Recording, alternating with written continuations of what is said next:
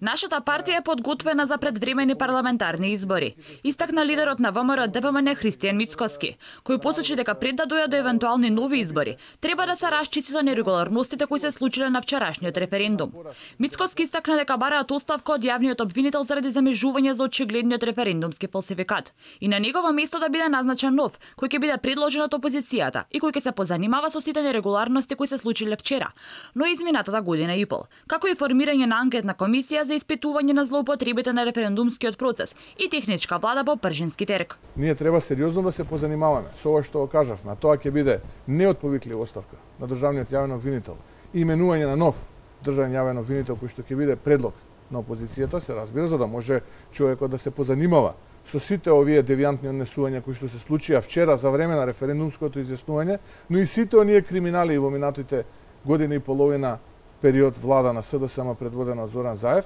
и исто така формирање на една анкетна комисија преку Собранието, бидејќи Собранието беше носител на овој процес, која што исто така ќе се занимава со сите овие нерегуларности, односно физички појави кои што се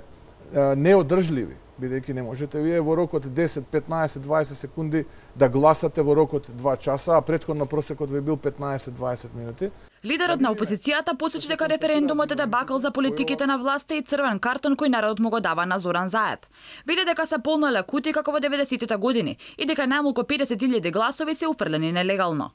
Во местото Грушиново, Рачиново, тоа е избирачко место 2340, каде што просечно во изминатите изборни циклуси излегувале околу 40%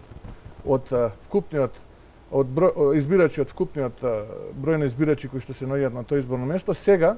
излегле повеќе од 80%. Но она што е интересно, наеднаш добиле желба да излегуваат помеѓу 17 и 19 часот,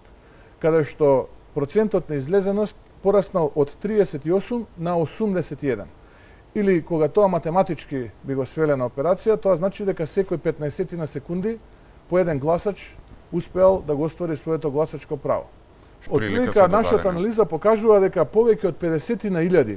гласа на ова референдумско изјаснување се гласови кои што на насилен, девијантен пат се брутално полнети во кутиите каде што нормално треба избирачите поединечно да ги стават. Односно се полнети кутиите, вака кажано народски. На прашањето дали некои пратеници од партијата ќе гласаат за уставни измени, Мицковски смета дека Заев и таборот околу него не само што нема да добијат поддршка од пратениците на ВМРО ДПМН, туку не треба да добијат поддршка од ниту еден пратеник во Собранието, бидејќи референдумот покажа дека граѓаните не го поддржуваат договорот со Грција, кој судејќи по вчерашниот исход е мртов. Мицковски ги повтори позициите на ВМРО ДПМН, дека не прифаќаат промена на уставот со цел промена на уставното име. Биле дека Заев ги урнал позициите на Македонија со прифаќање на капитулантскиот договор од Преспа, но тврди дека тој и ВМРО ДПМН имаат план, но и капацитет за да ги продолжат преговорите за надминување на деценискиот спор и да издействуваат подобро решение за ова прашање.